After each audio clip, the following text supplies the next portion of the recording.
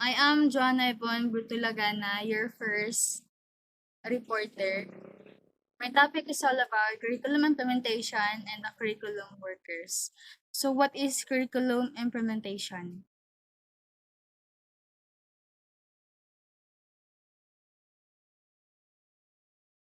So here in the screen is the curriculum implementation.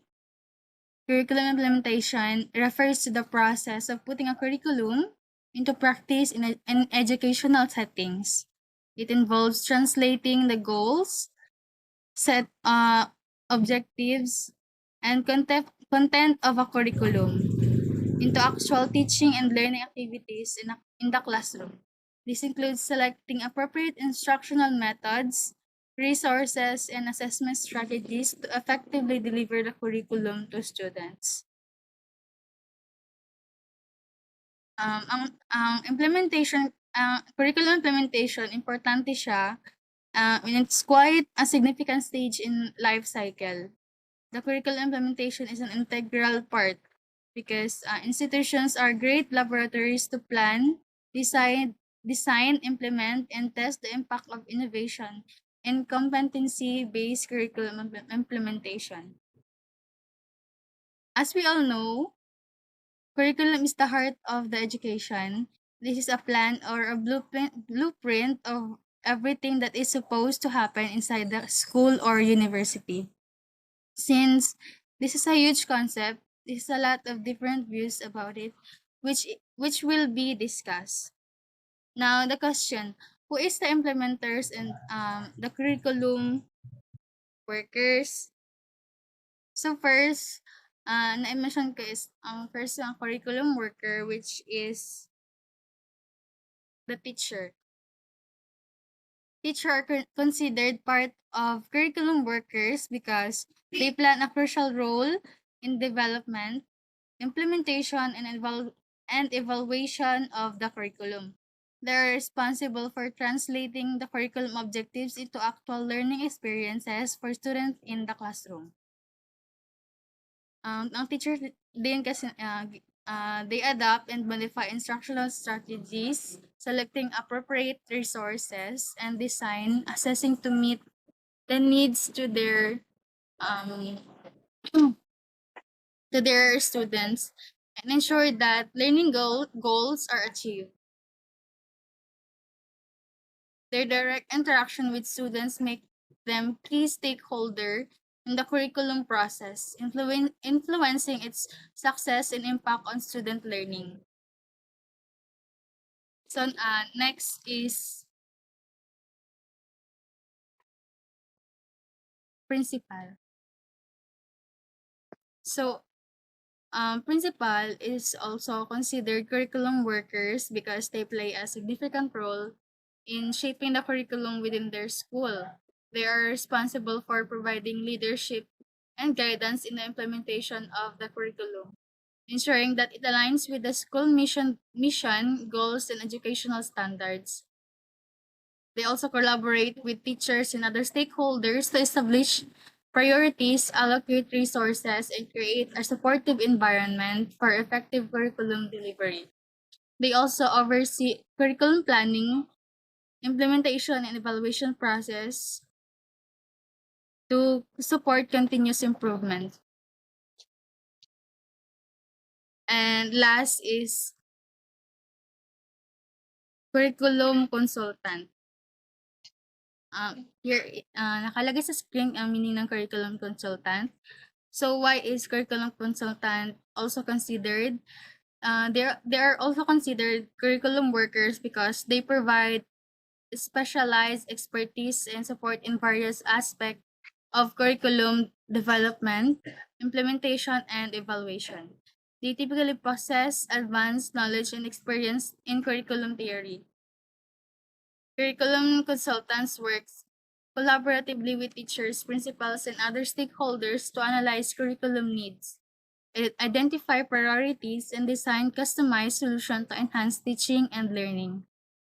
They may they may offer professional development workshops, training sessions, and coaching to help educators effectively implement curriculum initiatives and improve instructional practices.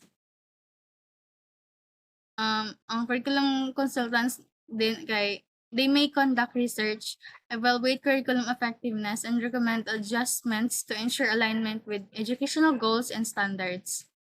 Their role is crucial in promoting continuous improvement and innovation in curriculum development and delivery. So that's it to my report. Conclusion: every subject has a curriculum.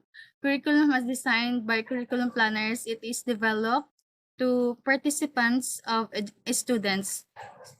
So, school, college, and universities must follow. Implementation is important for success curriculum or to reach the aim of curriculum. So we must follow good implementation to relevant topics. So that's it to my report. There are other curriculum workers that will be mentioned in other reporters.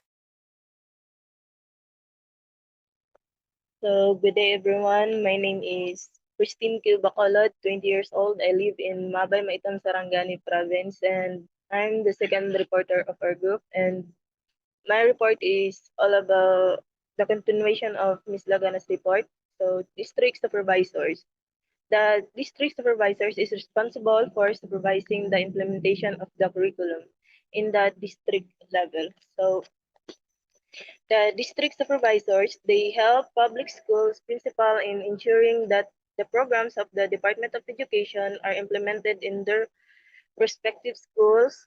They also implement policies and programs of the Department of Education in private school. And next is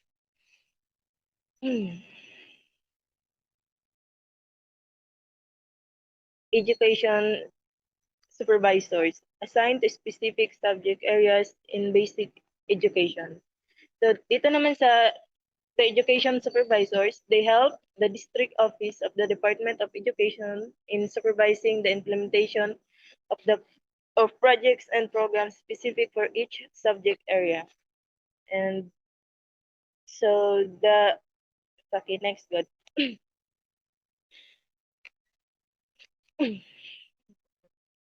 So division superintendent, the chief academic officer of each division. So the division superintendents, they supervise the implementation of the Department of Education curriculum, programs, and projects in the division level for both public and private school. Usually, each province or SCT is considered a division for DepEd.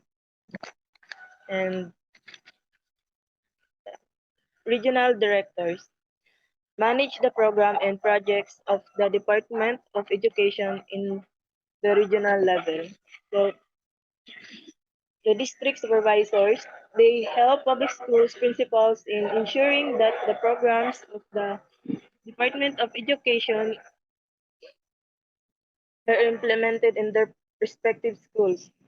They also implement policies and programs of the Department of Education in private school. And regional no, district supervisor kung gagay na. Regional directors na. Regional directors manage the programs and projects of the Department of Education in the regional level. So regional directors, they manage an organization business operations in a specific region. Typically, job duties include analyzing financial data, leading new staff training sessions, monitoring sales performance, and addressing safety concerns and collaborating with other departments. So, education program specialist work at the national level or the central office of the Commission on Higher Education and the Department of Education. So, they assist the two government agencies in the development of curriculum policies that will help teachers and other curriculum leader in the implementation of the curriculum. So, last is technical panels, and technical committees. Professors and individual experts from different disciplines and fields that assist the Commission on Higher Education in developing curriculum, formulating curriculum policies, and evaluating the compliance of higher education institutions to CHED program standards.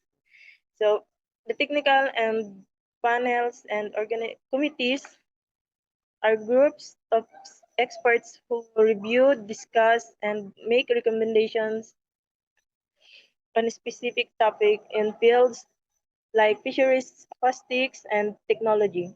They play a crucial role in advising governing bodies, developing standards, and promoting advancement in their areas of expertise. So for the conclusion, the conclusion of curriculum implementation of involving technical panels and technical committees in educational process through collaboration with this experts group, educational leader can effectively address technical and adaptive challenges. This cooperation ensures that curriculum implementation aligns with industry standards, promote continuous professional development, and bridges the gap between academia and political applications. And that's all.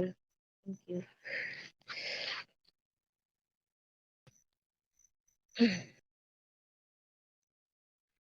Nala. Good evening, everyone. I am the third reporter for this topic. My name is Amberly May Bergado, and I am 20 years old, and I live in Rockport, Old Poblacion, Maitom. So my topic today is all about the levels of curriculum implementation.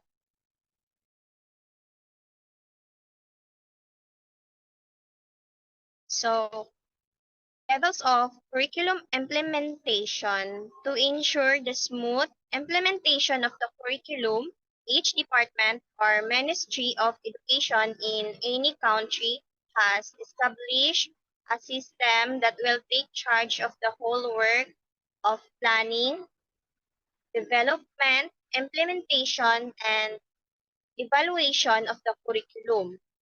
Integrated in this system are the curriculum workers mentioned earlier in this chapter who work in different levels of bureaucracy. The levels of curriculum implementation in basic education refer to the different strategies, ulit, refers to the different stages involved in putting the curriculum into practice in school. So these levels are essential for ensuring that the educational objectives and standards set by the curriculum are effectively delivered to students. Next is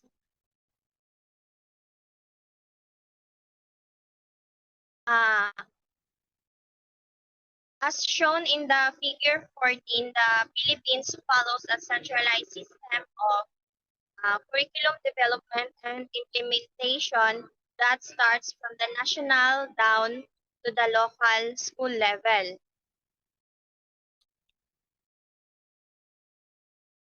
Although the regional, division, district, and school levels are empowered to plan, monitor, and evaluate programs, projects, and plans. So Republic Act 9155, also known as the Governance of Basic Education Act of 2001, Chapter 1, Section 7. So, mayroon tayong limang mga levels na uh, aalamin kung ano yung mga ginagampanan nila. So, first, we have the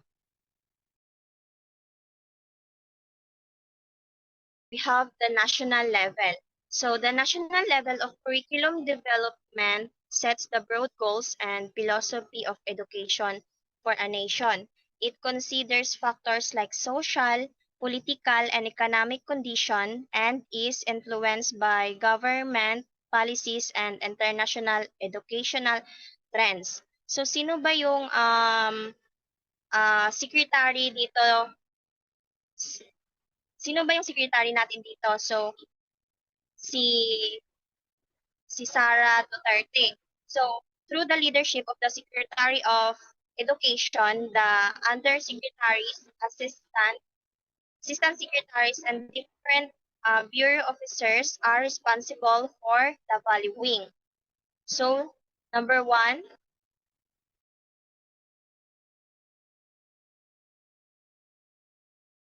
next, Joanna. Number one, we have the formulating national educational policies. So, ang secretary ay responsable sa pagde-develop at pagpapatupad ng national education policies para maging guide ng DepEd sa pag-achieve ng kanilang mga goals. These policies may cover a wide range of areas to curriculum, instruction, assessment, and development ng teacher. Second one is formulating a national basic education plan. Dito naman is, so dapat naglalaman ang plan ng mga goals, objectives, and strategies sa basic education sa ating bansa. Third is promulgating national education standards. So this is standards dito siya na magiging gabay ng DepEd na sa pagtitiyak ng kalidad ng education sa ating bansa.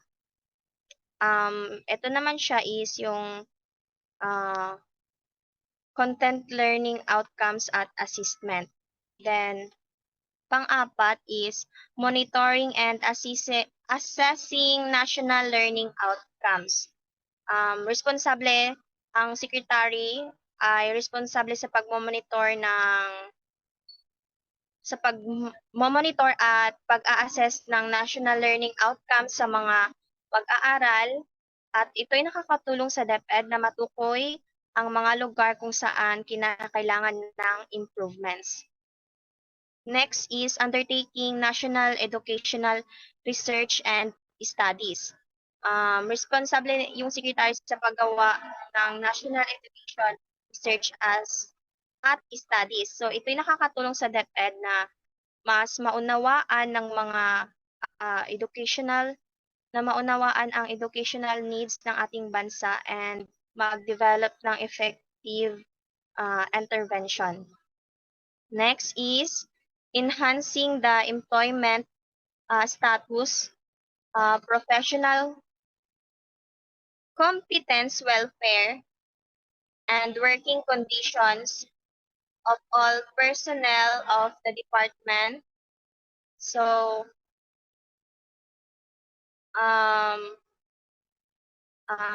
secretary is responsible siya sa pagtitiyak na ang lahat ng personnel DepEd ay mayroong necessary employment status, professional competence, welfare, and working conditions.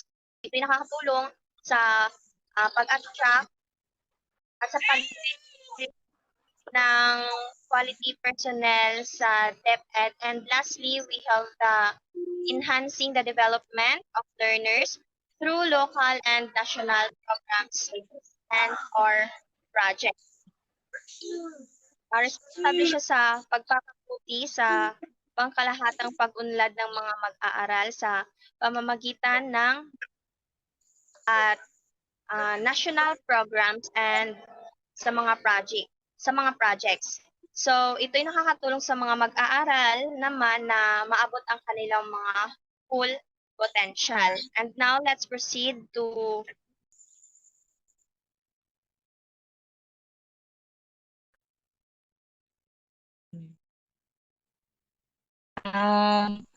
My name is Mia Faye A. Andoyo, and I'm 22 years old, and I'm the fourth reporter. My reporter is division and regional level. Division level consists of a province or a city, consistent with the national educational policies, plans, and standards. Next, Joanna.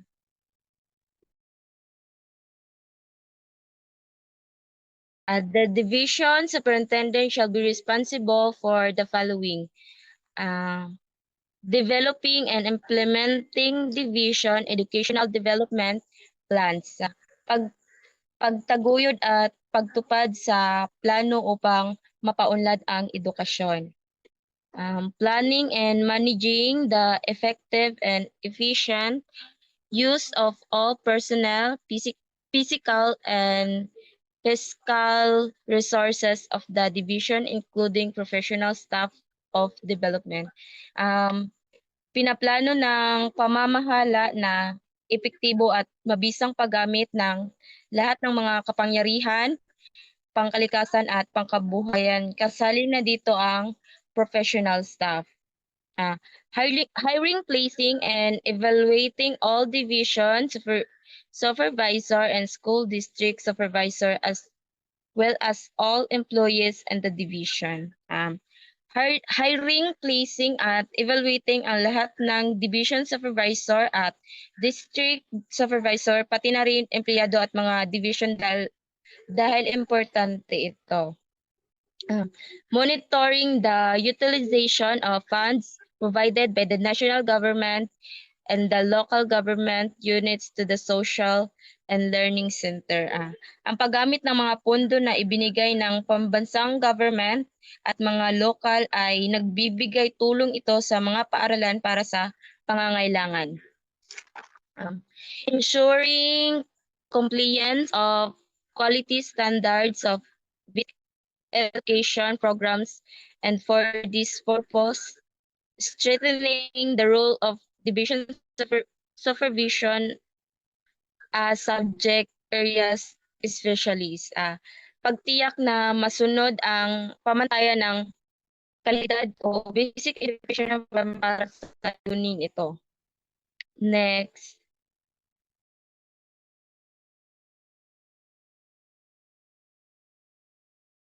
Promoting awareness of and adherence by all schools and learning center to accreditation standard prescribed by the Secretary of Education. Pag-promote ng awareness at pagsunod ng lahat ng paaralan at learning center sa accreditation standard na hinihintay ng Secretary of Education. Supervising the operation of all public and private elementary, secondary, and integrated school and learning center. Pangasiwa sa mga operasyon ng lahat ng public at private elementary, secondary, at integrated school, pati na din ang learning center. Second is regional level. As a set of learning materials and guidelines designed for a specific geographic area, it supplements the national curriculum by incorporating local aspects that are relevant to the region's student. Next.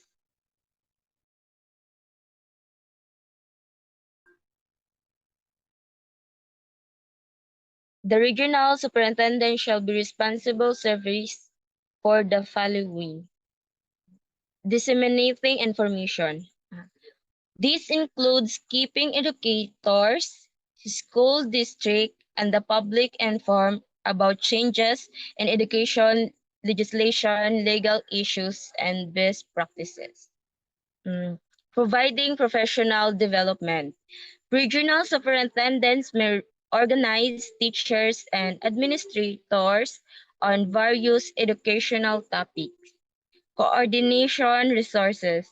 They might help school within the region share resources and collaborate on programs. And grant administration. Some regional superintendents oversee the distribution of grant funding to school. Yan lang.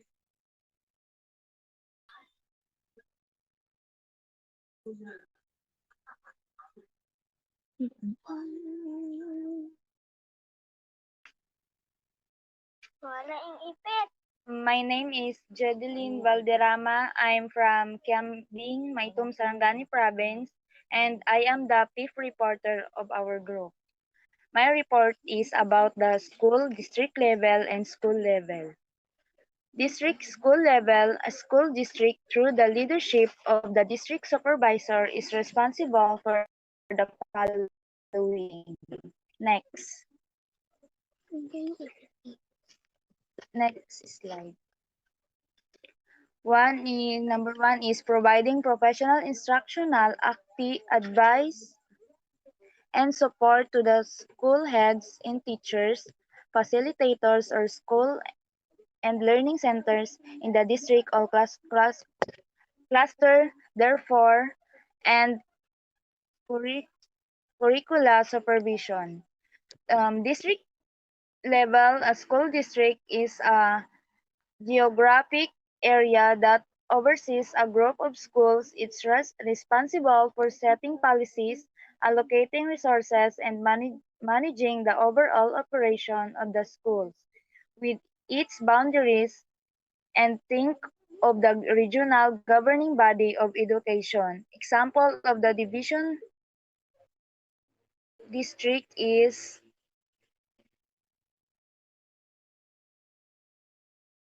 school district receives the national curriculum. Mag-explain pa lang ako din. Sa kwan pa lang ako sa district level. The school district received the national curriculum guidelines and sets academic standard for all schools within its boundaries. Number two example is they might allocate resources and professional development opportunities for teachers to effectively implement the curriculum. Number three examples is the teachers might also develop a curriculum framework aligned with the national guidelines, considering the specific needs of the schools within the district level. Next. Next is school level.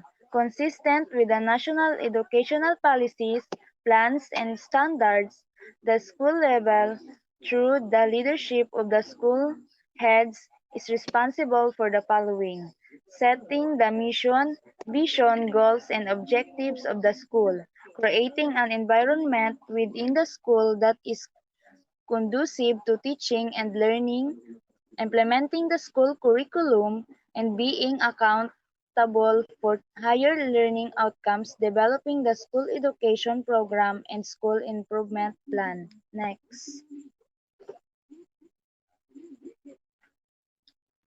Offering educational programs, projects, and services which equitable opportunities for all learners in the community. Number one is introducing new innovative modes of instruction to achieve higher learning outcomes. Next is administering and managing all personnel, physical and fiscal resources of the school, recommending the staffing complement of the school based on its needs, recommending the staffing, encouraging staff development. Next.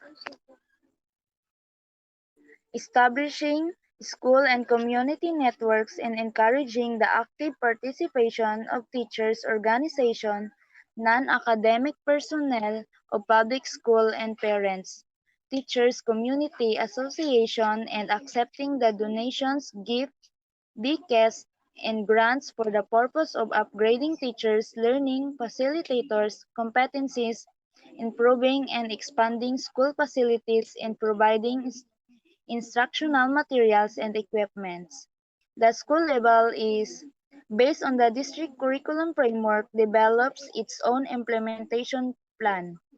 Teachers receive training on the curriculum content and pedagogy. They adapt the curriculum to their students' specific learning styles, needs, and interests. This might involve selecting appropriate teaching methods, resources, and assessment. Teachers implement the curriculum throughout the local year, monitoring students' progress and making adjustment as needed. Last na yan, Ding. Next daw. Wala na. The conclusion of our report is the different levels of curriculum implementation, from the national to school level, work together to ensure a cohesive educational experience for students. Each level plays a specific role in developing, adapting, and implementing the curriculum to meet the needs of students and the broader educational goals. Thank you. Yun lang.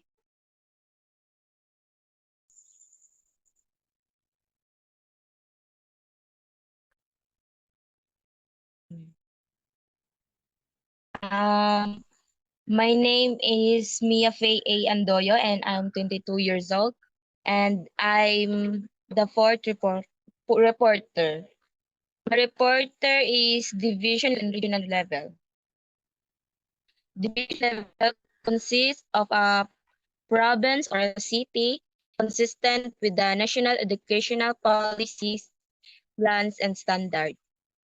Next, Joanna.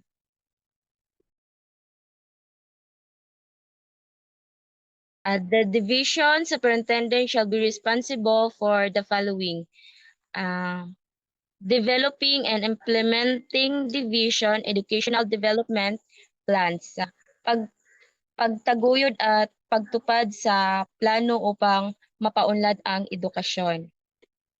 Planning and managing the effective and efficient use of all personnel, physical and fiscal resources of the division, including professional staff of development. Pinaplano ng pamamahala na epektibo at mabisang paggamit ng lahat ng mga kapangyarihan, pangkalikasan at pangkabuhayan. Kasali na dito ang professional staff. Hiring, placing, and evaluating all division supervisor and school district supervisor as well as all employees in the division. Hiring, placing, at evaluating ang lahat ng division supervisor at district supervisor, pati na rin empleyado at mga division dahil importante ito. Monitoring the utilization of funds provided by the national government and the local government units to the social and learning center. Ang paggamit ng mga pondo na ibinigay ng pambansang government at mga lokal ay nagbibigay tulong ito sa mga paaralan para sa pangangailangan. Ensuring compliance of quality standards of education programs, and for this purpose, strengthening the role of division supervision as subject areas specialists. Pagtiyak na masunod ang pamantayan ng kalidad o basic education para sa tuning ito. Next.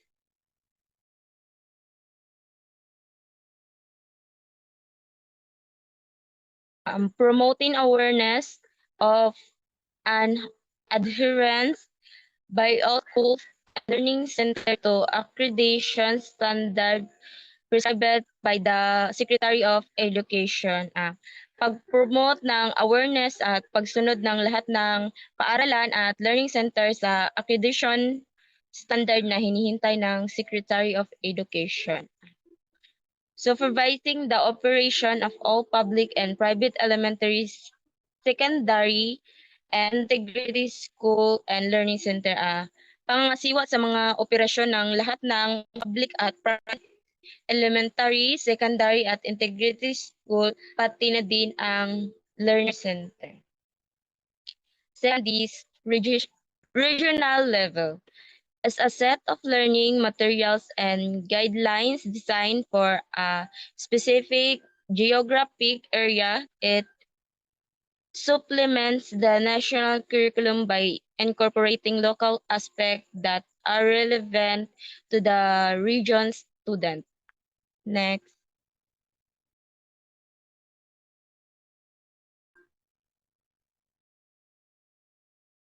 The regional superintendent shall be responsible service for the following: disseminating information.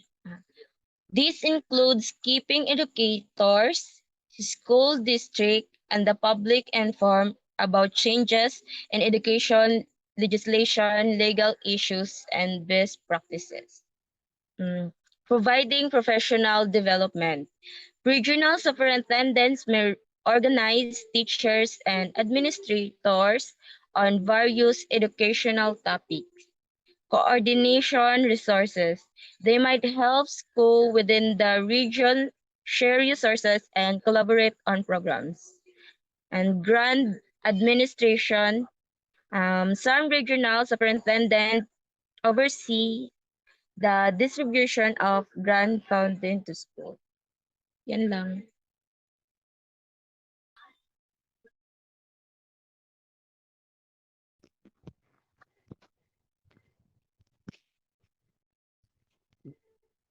Sige na.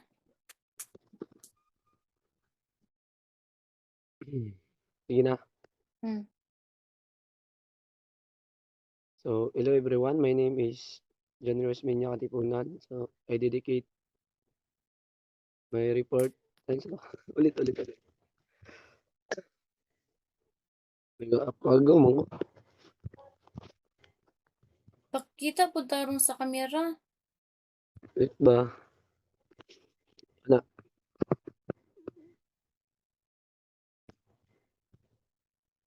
Sige. So,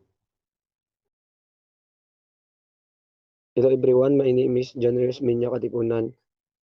So, I am 20 years old. So, my hobby is playing basketball. So, my topic is curriculum implementation. Next.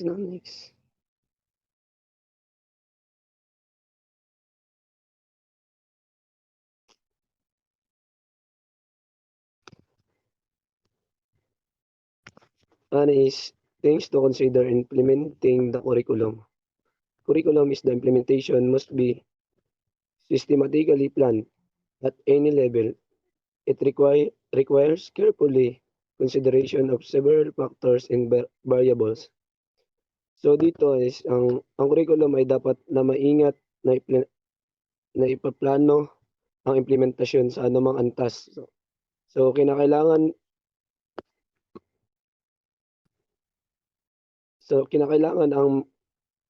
ang maingat na pag-aaral ng iba't ibang salik at variables. So halimbawa dito sa pagbuo ng isang curriculum sa wika. So mahalaga ang pagtutok sa antas, kasanayan at kultural na kahalagahan at mga layunin sa komunikasyon. Next.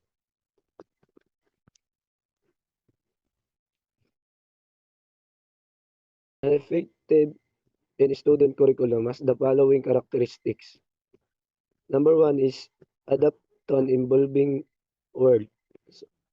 So dito is ang curriculum ay dapat mag-angkop sa isang nagbabagong mundo. So halimbawa sa technology. So ang curriculum ay maaaring magdagdag ng mga aralin sa coding o digital literacy upang matugunan ang pangangailangan ng mga mag-aaral sa kasalukuyang panahon. So number 2 is contains research-based teaching techniques. Ang curriculum ay dapat maglaman ng technique sa pagtuturo na batay sa pananaliksik. So halimbawa dito is maaaring isama ang mga collaborative learning, flipped classroom o inquiry-based learning na napatunayang epektibo sa pagpapanlad ng kakayahan at pag-unawa ng mga mag-aaral. So number 3 is encourage collaboration. So dito is ang curriculum ay dapat nagpapalakas ng pakikipagtulungan. So halimbawa dito is maaring magtakda ng mga proyektong panggrupo kung saan na ang mag-aaral ay kinakailangan magtulungan upang makamit ang isang layunin. Ito ay nagbibigay daan sa kanila na matuto mula sa bawat isa at magbuo ng kasanayan sa komunikasyon at liderado. Number 4 is meets the needs of student. So, ang curriculum ay dapat na tumugon sa mga pangangailangan ng mga mag-aaral. So halimbawa dito is kung mayroong mga mag-aaral na may mga special na pangangailangan tulad ng batang may kapansanan, mahalaga na magkaroon ng mga pasadyang pagtuturo at suporta upang matugunan ang kanilang mga pangangailangan at mapalakas ang kanilang pagkatuto. Number 5 is establish quantifiable objectives. So, ang curriculum ay dapat na magtakda ng mga layuning material. So halimbawa dito is sa larangan ng agham, maaaring magtakda ng layunin na sa pagtatapos ng kurso. Ang mga mag-aaral ay dapat na makabuo ng isang eksperimento na may malinaw na hypothesis at valid na mga resulta. Ito ay nagbibigay ng malinaw na gabay para sa pagtatamo ng kaalaman at kasanayan ng mga mag-aaral. Next. Next one is learning environment. Includes the various school facilities required for the implementation of each program. These facilities includes laboratories, classroom, libraries, sports facilities, instructional technologies, and facilities prescribed by the government of each program. So dito is so dapat maglaman ng iba't ibang pasilidad ng paaralan na kinakailangan para sa implementasyon ng bawat programa.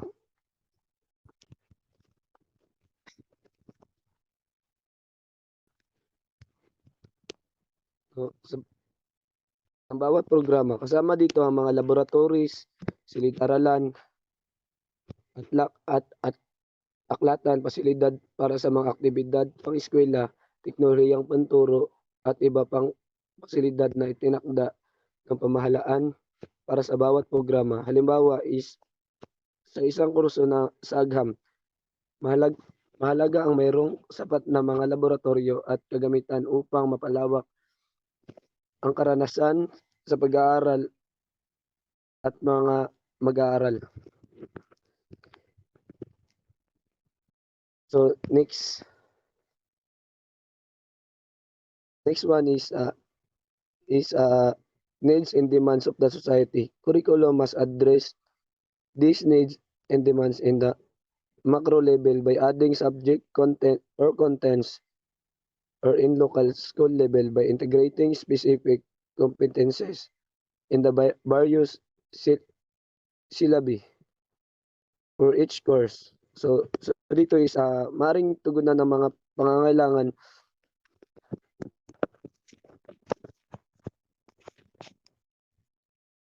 So dito is maring tugunan ng mga pangangailangan at hinihingi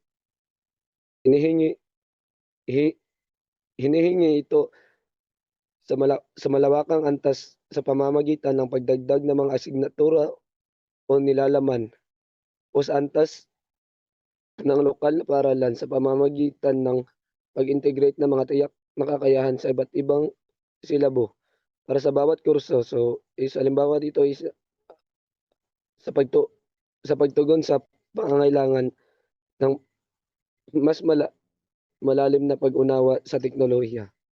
Maaring idagdag ang mga kurso o module sa programang pang-edukasyon sa antas ng paaralan. Maaring isama ang mga kasanayang pang-teknolohiya sa mga kurso tulad ng math at science upang mapaghandaan ang mga mag-aaral para sa hamon ng digital na mundo.